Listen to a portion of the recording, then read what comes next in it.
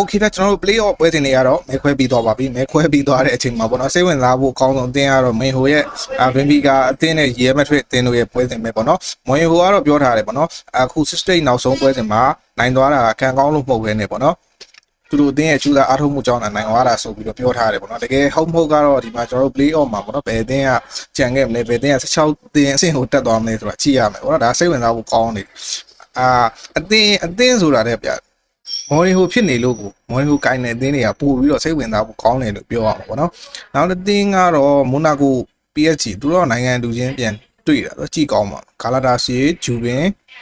ဘင်ဘီကာရီယယ်မက်ဒရစ်ဒရောမော်အတလန်နာကွာရာဘန်နျူကာဆယ်ကလပ်ဘရူအတလက်တီကိုဘူဒိုအင်တာကိုလံဘီယာကောလေဘာကူဆင်ပေါ့နော်မိုက်ပြီဟုတ်လားပွဲတွေကတော့ဒီထဲမှာဆိုလို့ရှိရင်ကျွန်တော်တို့ဒေါ်မွန်အတလန်နာကြည့်ကောင်းเนาะဒေါ်မွန်အတလန်နာလည်းကြည့်ကောင်းဒီမှာကျတော့တခါလေးကျွန်တော်ရှင်းပြပေးဦးမယ်เนาะဒီမှာဆိုလို့ရှိရင်သူတို့ဒီနှစ်သင်းနဲ့ကဒီပေါ့เนาะအပေါ်၄သင်းဒီ၄သင်းနဲ့ကနှစ်သင်းမဲ့တက်မှာတက်တဲ့နှစ်သင်းကကျွန်တော်တို့ဒီမှာအသင်းစောင့်နေတဲ့16သင်းဆင့်ကိုတိုက်ရိုက်တက်ခွင့်ရတဲ့ဘာကာရဲ့ချက်စီးရပေါ့နှစ်သင်းနဲ့ကတစ်သင်းတွေ့မှာဒီဘက်ဟိုဘက်ဒီဘက်ပေါ့เนาะဘာလို့ဟိုဘက်ဒီဘက်ဖြစ်နေလဲဆိုတော့သူတို့ကအဆင့်ရက်တည်မှုမှာ9နဲ့6ဖြစ်နေတဲ့အတွက်ပေါ့เนาะကျွန်တော်တို့final ထိသွားတဲ့လမ်းကြောင်းမှာသူတို့နှစ်သင်းကလုံးဝပြန်ပြီးတော့တွေးဆုံနိုင်မှာမဟုတ်ဘူးเนาะ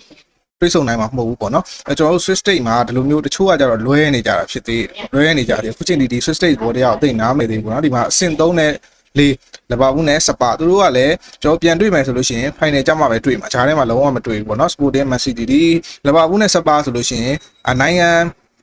င်ငံတူနေလို့မှုပေါ့နော်ကျွန်တော်တို့ဒီ final သွားတဲ့လမ်းကြောင်းမှာမတူတာမဟုတ်ဘူးเนาะဒါဘယ်လိုပြောရမလဲသူအဆင့်ရက်တည်မှုက3နဲ့4ဖြစ်နေတဲ့အတွက်သူတို့က